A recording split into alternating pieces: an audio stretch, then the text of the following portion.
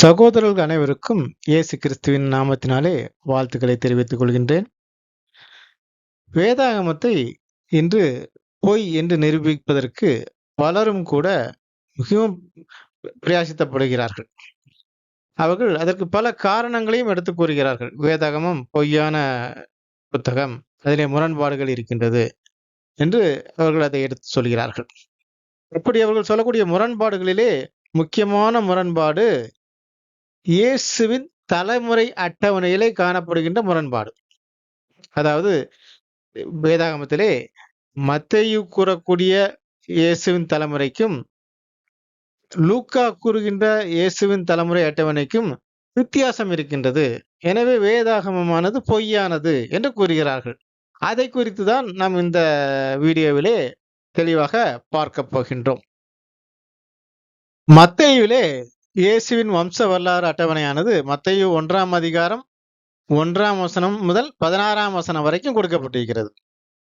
லூக்காவிலே இயேசுவின் தலைமுறை அட்டவணையானது லூக்கா 3ஆம் அதிகாரம் 23ஆம் வசனம் முதல் 38ஆம் வசனம் வரைக்கும் கொடுக்கப்பட்டிருக்கிறது. நாம் இந்த தலைமுறை அட்டவணைகளை எல்லாம் மேலோட்டமாக பார்க்கின்ற பொழுது பெரிய மாறுபாடுகள், வேறுபாடுகள், முரண்பாடுகள் இருப்பதாகத்தான் காணப்படுகின்றது.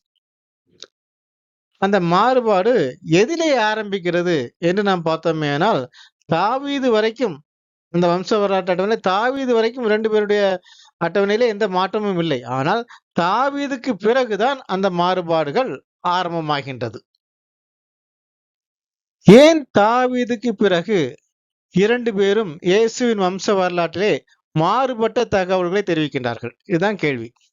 சகோதரர்களே, இது மாறுபட்ட தகவலே கிடையாது. மத்தேயு தாவீதின் மகனான சாலமனின் வழியிலான வம்ச வரலாற்றை கூறுகின்றான். லூக்காவோ தாவீதினுடைய இன்னொரு மகனான நாத்தானின் வழியிலான வம்ச வரலாற்றை கூறுகின்றான். மத்தேயு வம்ச வரலாற்றை மேலிருந்து கீழாக கூறுகின்றான். லூக்காவோ வம்ச வரலாற்றை கீழிருந்து மேலாக கூறுகின்றான். இப்போ சாலமோனின் வம்ச வரலாறும் நாத்தானின் வம்ச வரலாறும் எப்படி ஒன்றாக இருக்க முடியும்? கண்டிப்பாக 2 வம்ச வரலாறும் வேறு வேறு தான். அடுத்ததாக நமக்கு இன்னும் ஒரு கேள்வி எழுகிறது. 2 பேரும் இயேசுவின் வம்ச வரலாற்றை தானே எழுதுகிறார்கள். பின் எப்படி ஒருவன் இயேசு சாலமோனின் வம்சத்திலே வந்ததாக கூறுகின்றான், இன்னொருவன் இயேசு நாத்தானின் வம்சத்திலே வந்ததாக கூறுகின்றான்? இது ஒரு அருமையான கேள்வி. சகோதரர்களே, உங்களுக்கு ஒன்று தெரியுமா? இயேசுவின் பெற்றோர்களான யோசேப்பும் தாவீதின் வம்சத்திலே வந்தவன் தான். இயேசுவின் தாயான மரியாளும் தாவீதின் வம்சத்திலே வந்தவள் தான். யோசேப்பு சாலமோனின் வழி வந்தவன், மரியாளோ தாவீதின் இன்னொரு குமாரனான நாத்தானுடைய வழி வந்தவள். ஆக மொத்தத்துல 2 பேரும் தாவீதின் சந்ததி தான். மத்தேயு இயேசுவின் தகப்பன் வழியிலான இயேசுவின் வம்ச வரலாற்றை கூறியிருக்கின்றான். லூக்காவோ இயேசுவின் தாய் வழியிலான வம்ச வரலாற்றை அங்கே எழுதியிருக்கின்றான். மரியாளுடைய வம்ச வரலாறும் யோசேப்பினுடைய வம்ச வரலாறும் எப்படி ஒரே வம்ச வரலாறாக இருக்கும்? கண்டிப்பாக அது வேறு வேறு வம்ச வரலாறு தான். ஆனாலும் 2 அட்டவணையிலும் இயேசுவின் தகப்பன் பெயர் தானே வருகிறது. லூக்கா இயேசுவின் தாயின் வழியிலான வம்ச வரலாற்றை எழுதியிருந்தால், இயேசுவின் தாய் மரியாள் என்று தானே அங்கு எழுதியிருக்க வேண்டும். ஆனால் அவனும் இயேசு யோசேப்பின் குமாரன் என்று தானே எழுதியிருக்கிறான். மரியாளுடைய பெயரே அந்த பட்டியலிலே இல்லையே என்று நீங்கள் கேட்கலாம். இதுதாங்க முக்கியமான கேள்வி. இந்த கேள்விக்கு நமக்கு விடை கிடைத்து விட்டால் இயேசுவின் வம்ச வரலாற்றை குறித்த மொத்த சந்தேகங்களும் தீர்ந்துவிடும். யூதர்களுடைய வழக்கப்படி வம்ச வரலாறு அட்டவணையிலே பெண்களுடைய பெயரை எழுதக்கூடிய பழக்கமே கிடையாது. இதை நீங்க கூகுள்ல போய் சர்ச் பண்ணி பார்த்தாலும் கூட இதை நீங்க உறுதி செய்து கொள்ள முடியும்.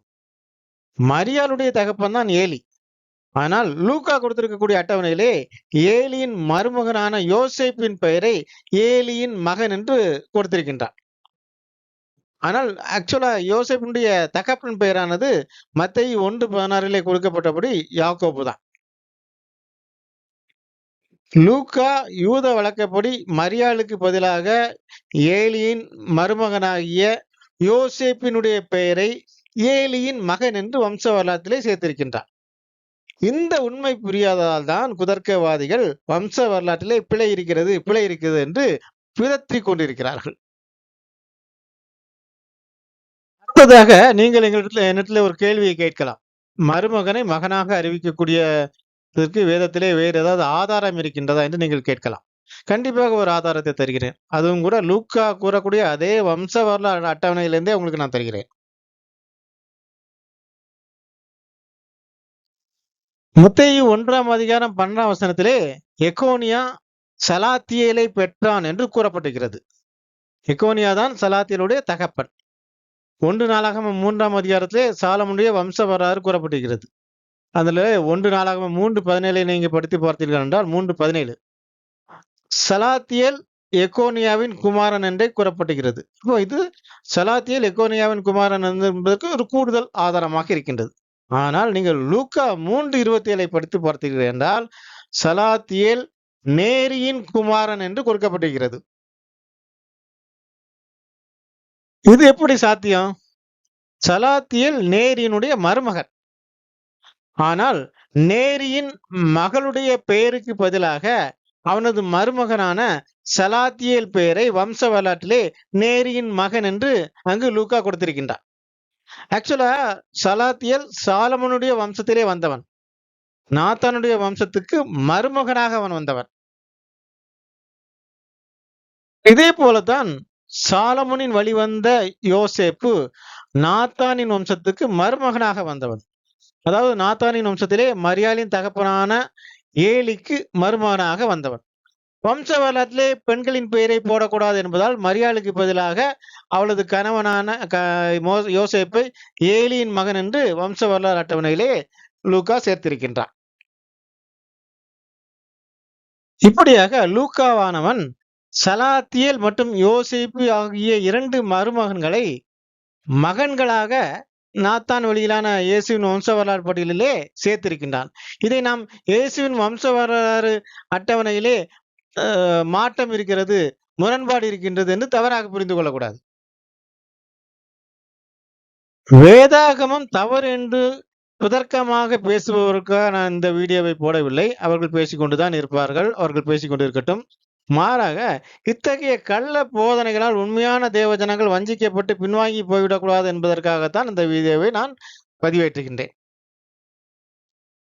எனது 25 ஆண்டுகால வேத ஆராய்ச்சி முழுவதுமாக தொகுத்து ஏதேனின் ராஜ்யம் என்ற ஒரு புக்கை அமேசானிலே வெளியிட்டிருக்கின்றேன்.